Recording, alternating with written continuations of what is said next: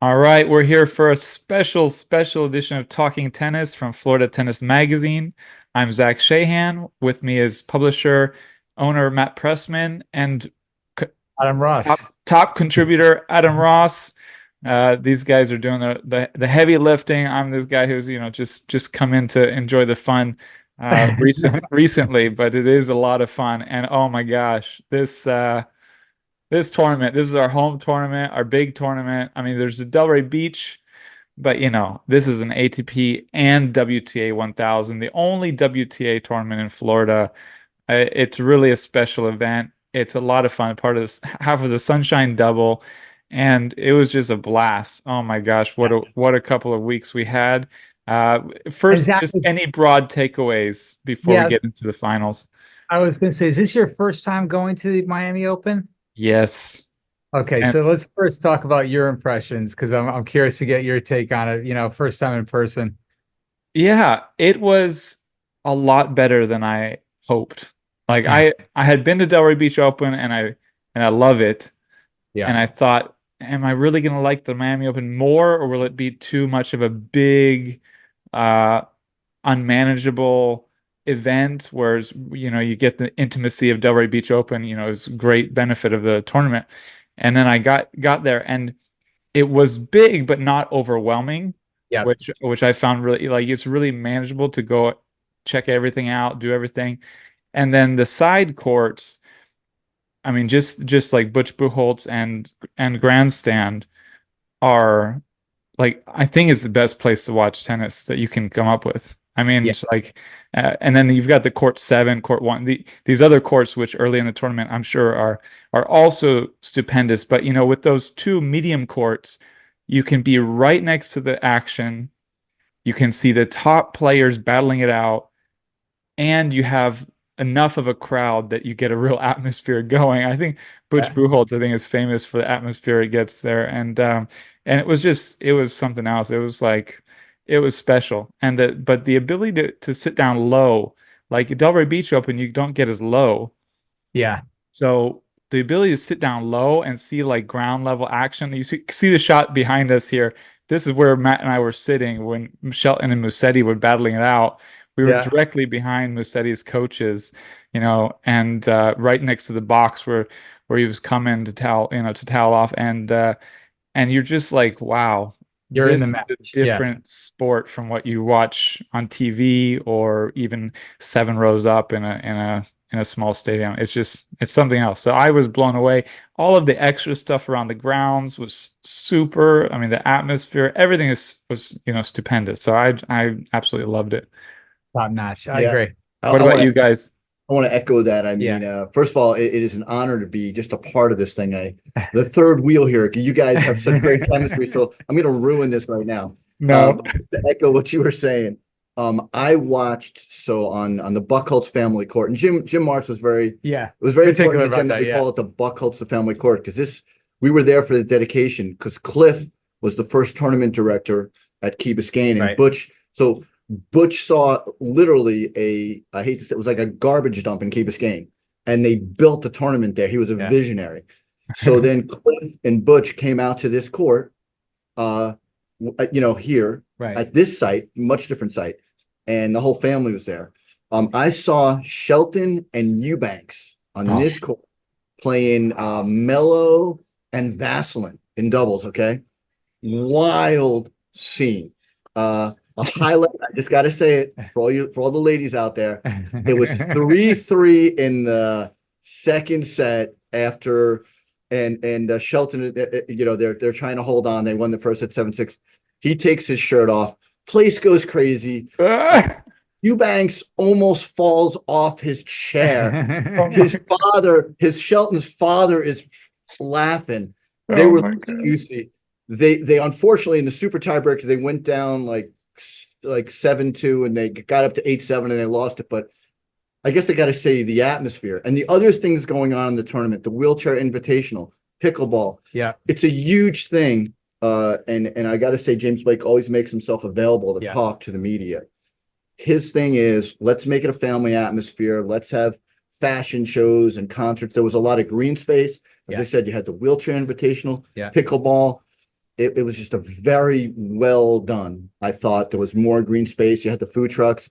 This guy eats healthy. If he's happy food wise, I mean, come on. Yeah, a couple of vegetarians here, so we had good meal options. We're both But nerdy yeah, vegetarians, but they were good veggie burgers, I thought. Really good. Yeah. I wanted to make that doubles match so bad, couldn't make it there, but it was. It seems like it would have been a totally awesome match to watch. But I think you really capture what's special, the atmosphere. Like they take shirts off all the time at tennis matches. Like they're always changing, but to get the roaring crowd, like that shows how special that arena is, probably. And of course, Ben Shelton, he's a fun, hot young star. But yeah, and you got the gondolas, the cable cars, the sky, like that's special. If you get up to the top of the stadium, the view over from the top is amazing. There's just a lot, of course, all the palm trees. This is one of the key capitals of tennis. I mean, Florida, but arguably the capital of tennis globally.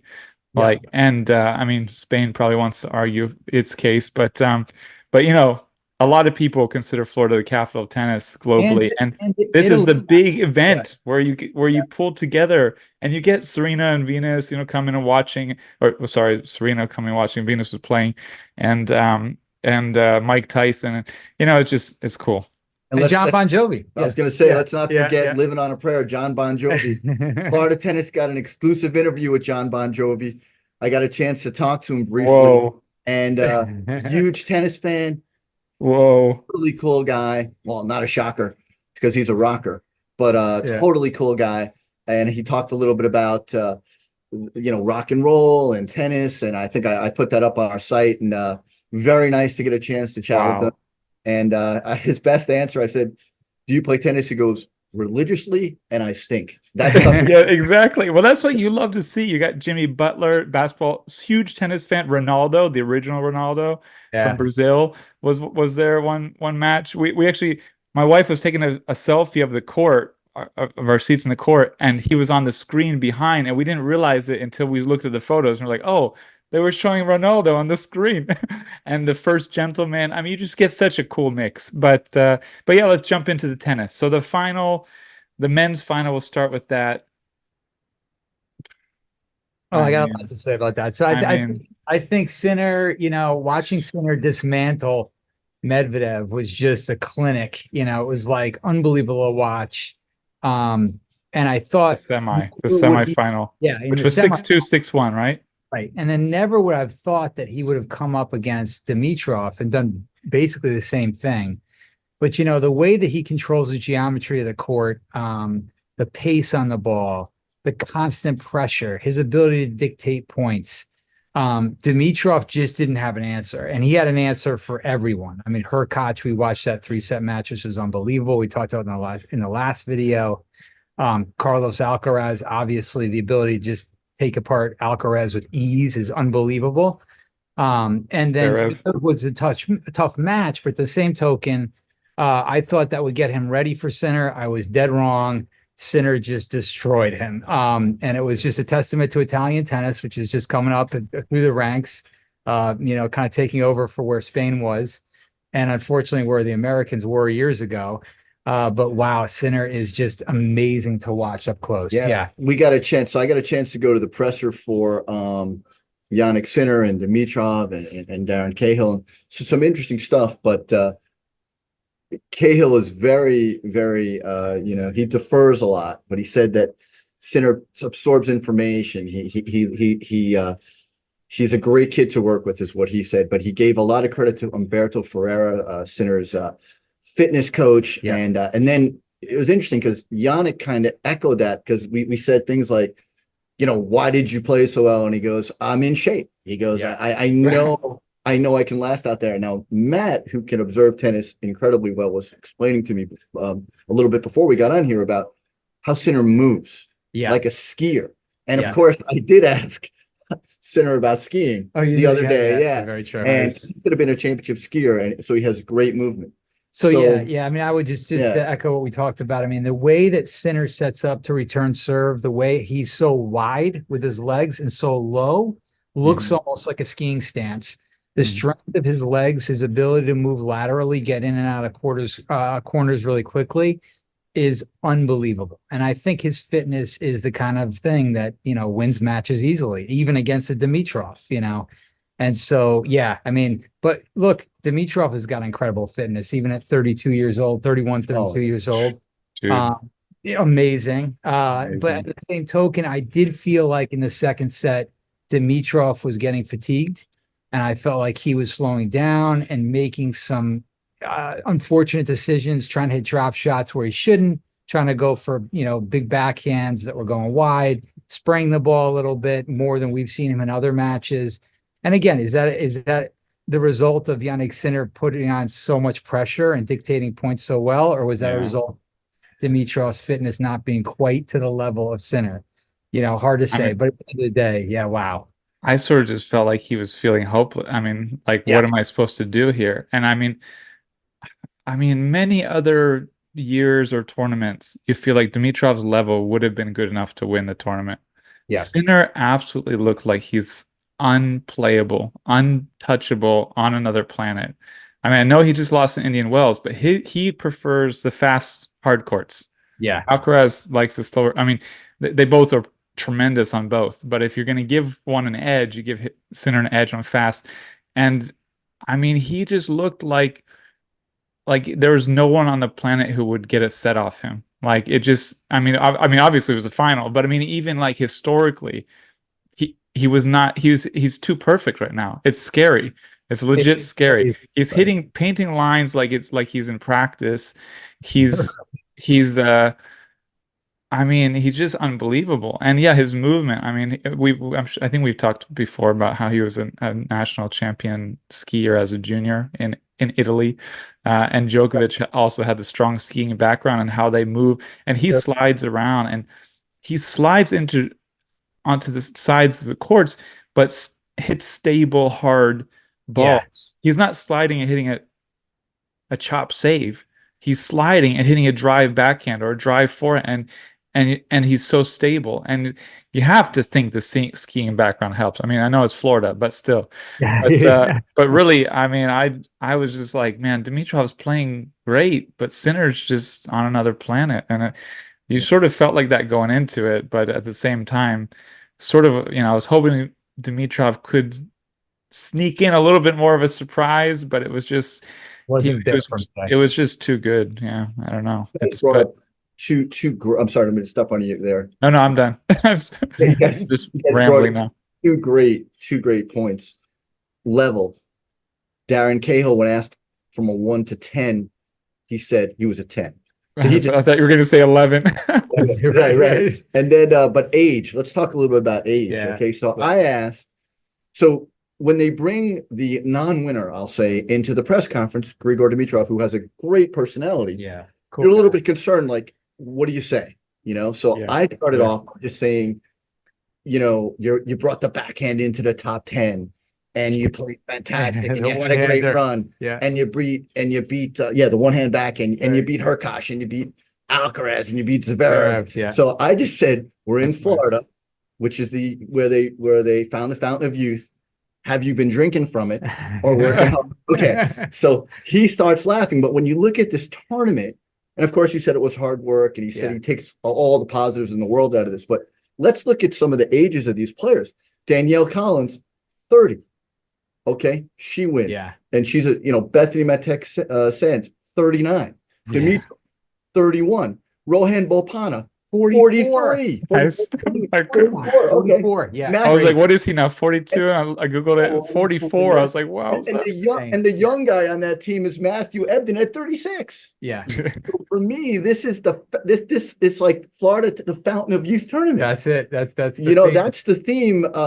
For me, it's just you have all these players utilizing all their experience and just maybe playing with a little less pressure.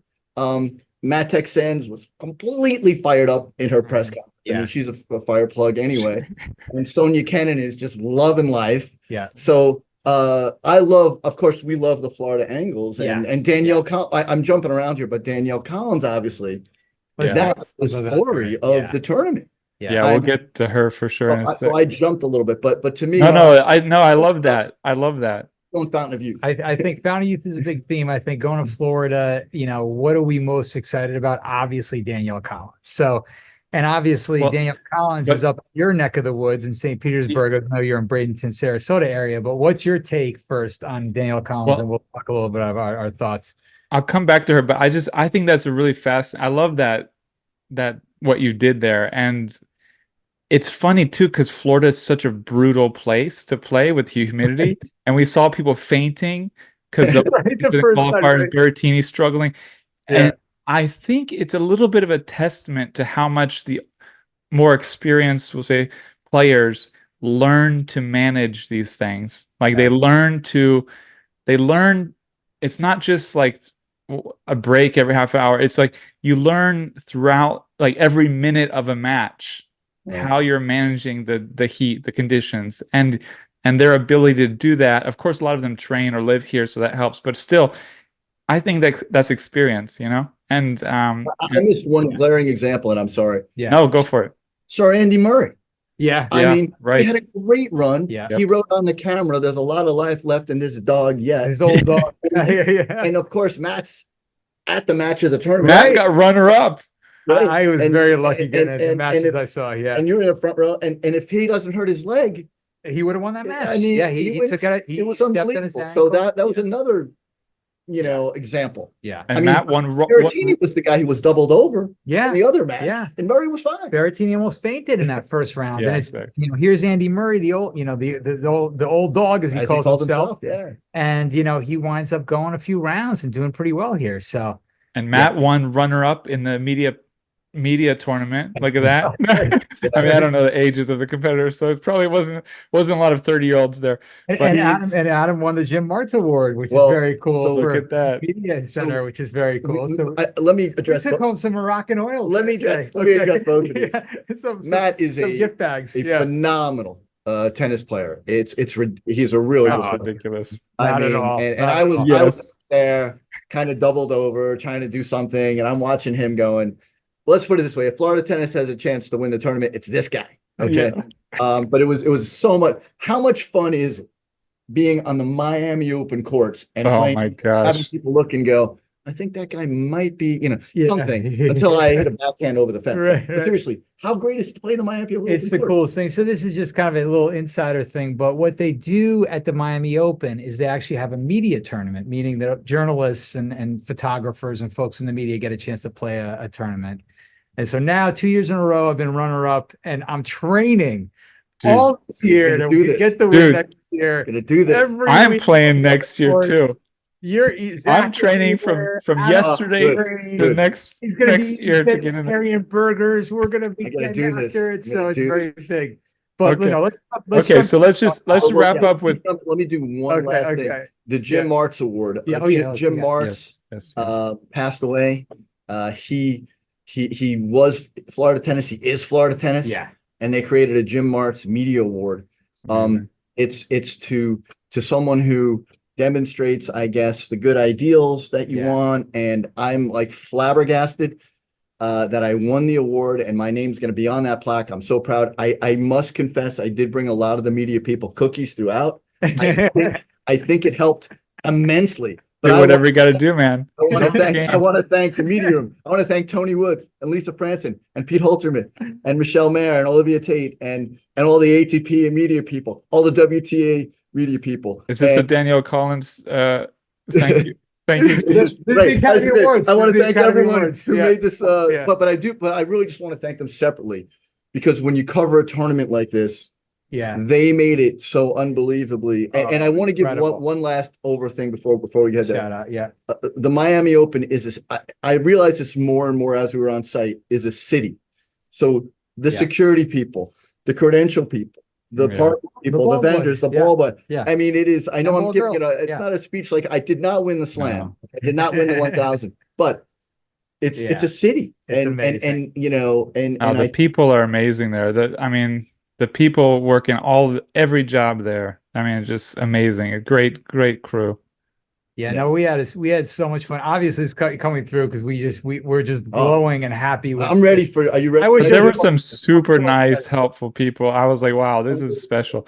I was like, this is Miami vibes, I guess. Vibes is around Miami a lot. So they're into the Miami vibes. It starts with James Blake because Right. his mission, and guys like Josh Ripple Yep. of IMG, his mission, there is to make it a family-friendly, fun environment, and they make it good for the media and good for everybody. You can feel everyone's having a good time. Yeah. And I urge everyone to come to the Miami Open because you have to have a good, even if you don't love tennis, you'll have a good time.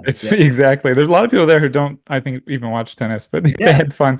Well, I just wanted to focus a little bit more on Dimitrov before we wrap up that segment. I mean, and Dimitrov and Sinner, they are the two of the nicest, most humble guys. Like their level of humility and just genuine kindness are next level. So it's just wonderful to see them get to the finals. I don't think you could find nicer guys. So or humbler guys. Like they're just tremendous. I heard one guy say we were in the front row of a Dimitrov Hurkacz match, which was unbelievable tennis. I mean, Dimitrov was so clean and sharp. And one of the guys next to me said that Dimitrov says thank you to every ball person when he gets a ball. I didn't hear it myself, but I mean, he was like, that's the only player I've seen do that, you know? It's just like the level of, you know, but I was a little, it hurt a little bit. Dimitrov was almost crying again.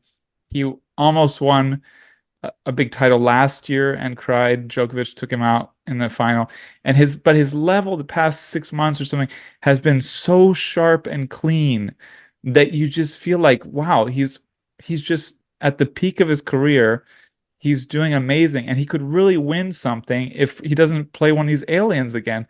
But he really, I'm really hopeful for what he does at Wimbledon this year, because I thought he looked amazing last year, and I was surprised he went out when he did. He still went pretty far, but I could see him being a contender at Wimbledon with his serving level. He's serving better than ever has in his career this year. So I'm just so enthusiastic, and I think he's just more sharp and more focused than it's almost unbelievable as well. I mean, it is unbelievable, to be honest. It's just slightly less unbelievable than what Sinner's doing. I mean, years ago, Zach and I were having one of our epic conversations about tennis, which now we're filming, by the way. We're talking, and I just said, Zach, man, there's this guy, Dimitrov, who just, he's like my favorite player. I think his game is so silky, so smooth. His strokes are so beautiful.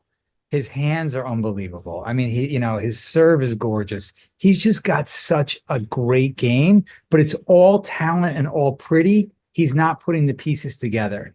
Now, I think after watching this tournament, I feel like the puzzle pieces are coming together, and this guy's a real threat, man. He can really take out some big names, which we saw with Zverev and Alcaraz and Hurkacz. Is he at a level where he can take out an alien, like to use your words? He took out one alien. Djokovic, right? He took out one. But he took out Alcaraz and Djokovic. I think he was just a bit fatigued and maybe going for a little bit too much. And so I think it wasn't there for him today, but I have hope. He's one of my favorite players. And, so if you like him on the court, off the court, in the press room, so cool. The nicest and very thoughtful. One of the great things about asking these athletes questions is you can hit on things and really get the humanity and the thoughtfulness. For me, and I'm jumping around, Daniel Medvedev, I asked him about fatherhood because a lot of the players were asked about motherhood. I thought that would be an appropriate question for him, obviously. But I can see why you win these awards. So good. But he was so thoughtful and talked about how much he cared for his wife and how difficult it is for her to fly on the plane with the baby, and he's done it once and she's done it 10 times. And the philosophical nature of the way Dimitrov answered questions was amazing. Like he comes in after a loss, which people can be surly. Yeah. And he was just so pleasant. Yeah. And so thoughtful and said, hey, I'm going to take all the positives away from this. Oh, and the Fountain of Youth questioned to him. He said, I wish I had drank from the Fountain of Youth and I knocked 10 years off before this because I needed those 10 years.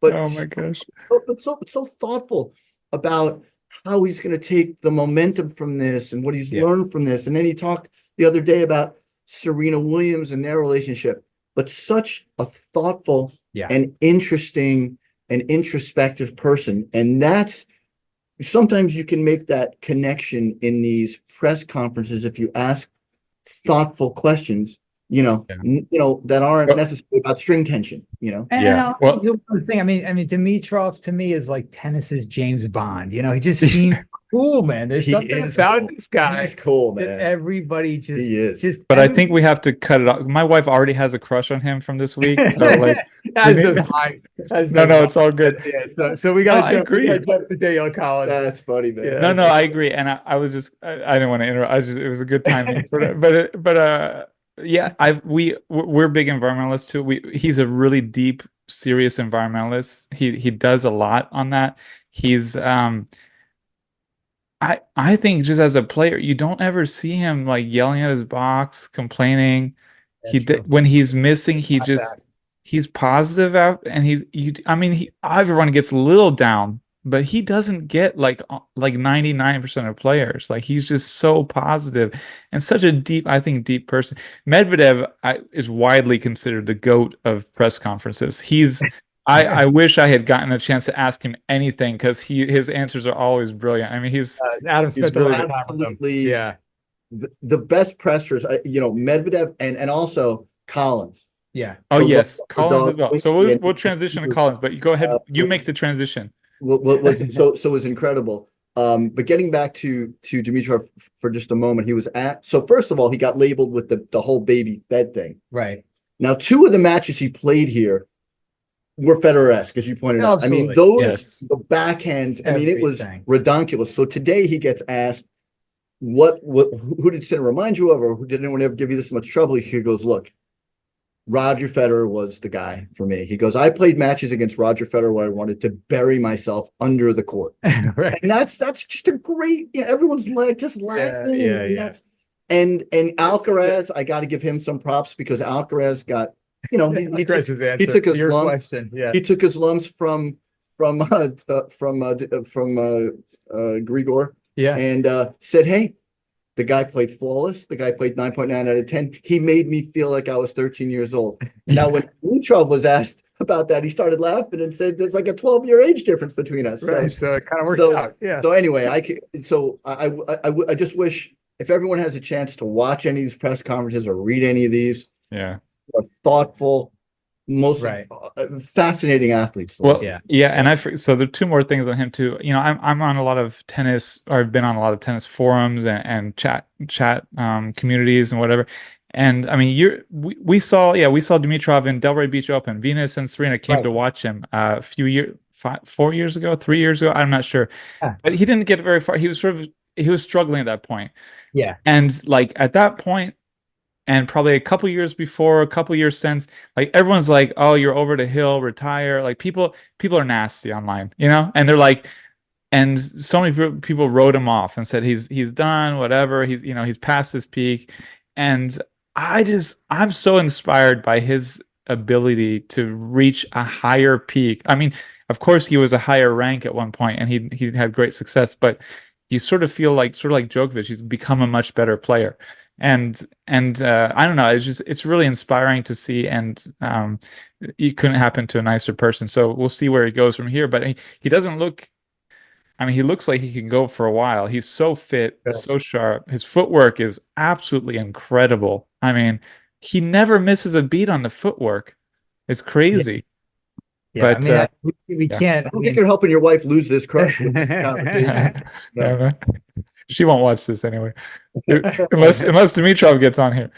No, I think it's great. So let's shift from that to another story of an older player reaching new heights. And I mean, the Collins story is incredible. She's from St. Pete, which is about a half hour to 45 minutes from where we live, about 45 minutes, hour from where I grew up, and Sarasota, Bradenton area. And she has such a different background. I got to interview her earlier in the tournament, and she was talking about how one year her dad had her playing with a wooden racket, and how she feels like that's why she hits the ball so clean, because she mentioned the racket. I forget. I don't know if Matt remembers what it was called. I didn't know, but anyway, Yeah. a whole year when she was like 9 or 10 years old, he had her play with a wooden racket. He had her play his. She comes from not a rich family. She said lower middle class, how she described it, and just grew up playing a lot on the courts with her dad's city tennis, colleagues, buddies. And she said it was quite funny, how many of these guys would line up to play this 9-year-old girl, you know. Is how good she was. Yeah. Yeah, that's what and it was just wild. I mean, she's got a different background, and she's even her sponsor. She doesn't have this really expensive clothing brand sponsor. It's like a normal price clothing brand. I forget the name of it, but it's part of Free People, and it's just like normal price clothing. And she's out there she's like, I'm gonna do it my way, I'm gonna do it different. And she seems very intent on making it more accessible sport. So I'm curious to see. She's got a bachelor's in, I'm gonna mess it up now, but something in media, sports media, I think, and then a master's in business administration and something else, where it's just like she could do anything in the world of tennis and make a huge impact. And I'm very curious to see what she is going to do, because I mean, everyone's tempted, like, oh, keep playing, you just won it's the biggest title of her career. She never won a 1000 before. She'd been to the finals of Australian Open, but I think she was clear this is the highlight of her career. She said in one of those interviews that she wanted to come to Miami Open as a kid, and her dad said, "You're not going to Miami Open until you're playing in it." And so she never went there as a kid. But I mean, it just shows how much you could see in her speech how much she was. So I have more to say on her, but I'll move it to you guys to say what you think about her amazing run. I mean, well, let me jump into her play. I mean, I just felt like watching her matches. She looked so confident and she looked so free. And we talked a little bit about this just we were watching matches at the Open, Miami Open. I think the thing with Danielle Collins is she knows she's retiring, right? So she's in this headspace where she doesn't have the nerve. She's not tight out there. She's not, uneasy about her shot making ability. She's so free with her shots, and she's ripping the ball, and she's not scared of anybody. She knows she's going to be out of the game soon, and she's just going for it. And there's this kind of like freedom in her game that I think takes her to the next level. And we've talked about this is a totally separate thing, but with injuries, there was a while there last year where Djokovic and Tsitsipas kept talking about their injuries to take pressure off themselves so that they could play better. In this case, Danielle Collins is saying, I'm retiring, so no pressure on me. I can do whatever I want here. And there was no pressure. And so she just came out there and played amazing tennis. And, it's a great point. It's interesting. And this is the mental gymnastics of a player is you need to release that pressure valve so you don't play tight tennis. So I just thought that was an interesting aside. Yep. I'll take it to Adam in a second, but it's actually a funny thing because a lot of people are asking her about that in media, talks, and I don't remember what this was in response to, but she said at one point, like, her parents would be happy with her if she was working at CVS or if she was, working at Walmart, like they would be just as happy with her and supportive of her and everything. And I think, again, that's I hadn't thought about it before, but that's the same thing. She's taking the pressure off. She's saying, it doesn't matter what I do here. My parents are happy with what I would do no matter what. So it's funny how much that's like in her own narrative. But Adam, what are some of your thoughts on her? Let me piggyback on the pressure side of it. Yeah. I think athletes are great at trying to tell themselves there's no pressure here. Right. But let's look at the facts. Right. There was facts. This is her first Masters 1000 final. Right. And it's in Miami. She's a freaking competitor. Right. Yeah. Wants to win this match. And then you add to it fire and ice. Right. You've got Rybakina, who just has no reaction. Ice in the veins. And then you've got the fiery Danielle Collins. Now, the funny thing about covered events or just being on site a lot, which we were, is so we bump into Jimmy Arias right before he heads into her box. And he just has a great conversation with us. So to get back to what you said about not feeling pressure, he told us a story about how he was not feeling well, Right. very ill, actually went to Acapulco. Yeah. And played the tournament, and he said he would go to bed, That was a win the fascinating match, story. collapse in bed, Yeah. go He had mono. win the match. He had Yeah. mono.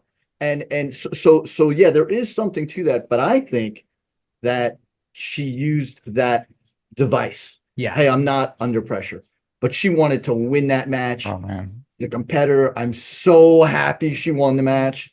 It was, I mean, that's the story of this tournament is Danielle Collins coming out of nowhere in a sense, announcing her retirement, and then she was the Miami Open. In the best interview, I will give you one thing about Danielle Collins: she is so real and so nice. Loves her dog Quincy, aka Mr. Q. Right. She's at a presser, and we're talking to her, and she goes, "Guys, look."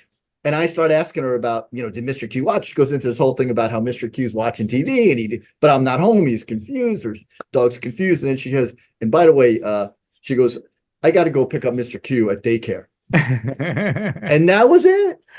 Who does that? Right. That's Danielle Collins. Most important thing. And not after winning, after winning the Miami Open, I got to pick up my doggie from daycare. Well, it's funny too. As as Renka earlier in the tournament mentioned in a press thing that she is dropping her kid off at school every day, before coming to the tournament, like because she lives in Boca Raton. So it's funny, they all have these methods, but the pressure was immense. And I mean, she showed it in the final match, in the finals, where she was like, yelling at her box to stand up, the crowd to stand up. I mean, she's always like fiery and college atmosphere. I mean, she played college for 4 years, 1 year at University of Florida, 3 years at University of Virginia. She would, that atmosphere is different. I mean, Ben Shelton behind us here, me in this picture, I mean, he's got that college, atmosphere approach as well. But this was like next level. She wanted to win that tournament so bad. But I think two of the big winners of the tournament were Bernarda Pera and Talon Grigsport, because they were the only ones who took a set off of the champions. Both of them, the first set of the tournament. I mean, so Bernarda Pera took a set off of Collins, and she never lost another set. Same with Sinner. Talon Grigsport took a set off of Sinner, and I think never lost another set. And I mean, they sort of had to get into the groove, but then Collins absolutely blitzed everyone. So Pera won 6-3, and then Collins won the next two sets 6-1, 6-1. Next match 6-2, 6-2. Next match 6-1, 6-2. Next match 6-3, 6-2. 6-3, 6-2. 6-3, 6-2. And then the final, Rybakina got, she won 7-5. It was tight, and then 6-3. I mean, she was like, I'm going to win this tournament, and I'm going to win it as quickly as possible. I'm going to crush everyone. The thing that blew us away was like how fast she was playing. We were like, holy cow. Like, she's just sprinting through she's like sprinting to getting the ball, like jogging to the bench and back. Very Agassi. Her dog was oh my gosh. She was like, didn't give herself time to think about it. Just the pace that she was coming at everyone, every ball, the pressure she was putting on everyone. And Garcia I was right there asking Garcia questions after their match. And someone was asking like what she could have done better. And she started saying, well, I could have served better. And then she was like, well, Collins was just too good. Like when she's playing like that, it's just like, what are you going to do? Like, so I don't know. What any more on Collins' run that you guys want to say? I just want to say, I think you hit the nail on the head. Like if you looked at the whiteboard that she's writing on before the match, it would be like, play fast, hit hard. Yeah. That's it. That was it. Just like, that's it. That was it. And she was fired up, just like you said. And, all these players have this, like we talk about mental devices, there's self-talk going on. You can just see her kind of psyching herself up. And that freedom she played with, man, she was really fun to watch play this tournament and just run through everybody and get a title at a Masters 1000 in her home state. It's an amazing story. Probably the story of the tournament. Easily. If we look back and just say, what was the story? It's probably that's the takeaway. So. I mean, Sinner's having an unbelievable year, so you can't be surprised that he won the tournament. Right. I think he's lost a match this year. Yeah. So Dimitrov would have been the story. Right. With Collins. Right. But the story of the tournament to me, I'm loving Danielle Collins. I'm loving Sofia Kenin. I'm loving Bethanie Mattek-Sands. Love that. And I think it's a big win. I want to see what this does for Sofia Kenin. Yeah. She was so relaxed and so nice when we spoke with her with Bethanie. Does this catapult her and kind of get her back on track? Yeah. Can doubles success of Masters 1000 propel you in singles? I mean, she is a great player, a phenomenal ball striker, and you just kind of want her to, put the pieces together. Get it. Yeah. So I'm hoping that actually, hoping that happens. And Dimitrov is a good example. You can have a few years where you get shaky, and then you just start to put the puzzle pieces together, and next thing you know, you're back in the game. Look at Collins. I mean, you can come out of nowhere at a tournament and just suddenly just do damage. So, but we gotta land this plane, as they say, because we gotta get home. I got Cookie at home. I got my dog Cookie. I gotta go feed. But let's each, I think, end with maybe one key takeaway from the tournament. For me was just, obviously the Collins story. I think that was the big one for me. I just seeing her just explode on the scene like she did and just run through so many opponents so easily. And just rip balls, really, really dictate points and just play aggressive tennis, free tennis. There's nothing more exciting for me to see than that, because it's just somebody who's really feeling the game at their highest level. So that was my favorite thing about the Miami Open this year. Zach, did you want to go next? Sure. I would just echo what you said earlier, Adam, which is listen to Danielle Collins' press conferences, because you can just give her a word and she can give you a great long answer. Yeah. She goes into a lot of different topics. She's really eloquent, really talks about a lot of things people don't talk about necessarily. She doesn't give these canned answers. She's like she really digs in, and she gives so much insight into the tour, what it's like as a professional, as a junior. Find her press conferences and then her playing. Like, I can't wait to see what she does the rest of the year, because when she's playing like this, like, wow, this is something special. So I'm curious to see. I mean, Wimbledon would be a great to see what she does at Wimbledon, but anywhere, I mean, just it's gonna be fun. So yeah, I think those are the highlights. And I mean, what you guys already said, Bopanna, Mattek-Sands, like, I just love to see that there's so many ways to play tennis and win tennis. Fountain of youth. I'm going Fountain of Youth, because I love tennis history. Yeah. So I love to see I'll call them the wily veterans. Azarenka in there too. But Vika was talking about her relationship with Chrissy, which was great. She had some beautiful things to say, but they're not just wily. They this doesn't happen just because they're real smart. They're working so hard, and it means so much. So for me, that's a huge takeaway. I love tennis history, and I love to see some of the older players just revitalized and doing it again. And there's no shortcuts. They're working hard to do it. So for me, I'll go obviously Danielle Collins and Fountain of Youth. Though. Fountain of Youth. That's a great takeaway. Yeah. And I've got Ben Shelton behind me, ruining the whole story. Narrative. No, it's great. You get the mixture. We got some super young players and some veterans. Yeah, great tournament. Check in. I think we brought a lot of insights from the press experiences we had from the back rooms. So I hope people enjoyed it, and check in more for more talking tennis discussions and highlights and whatnot. So thanks a lot, Matt, Adam. Thank you, Zach. Thank you, Zach. This was awesome. And thanks to Miami Open. Yeah. Thanks to Miami Open. Cool. Peace.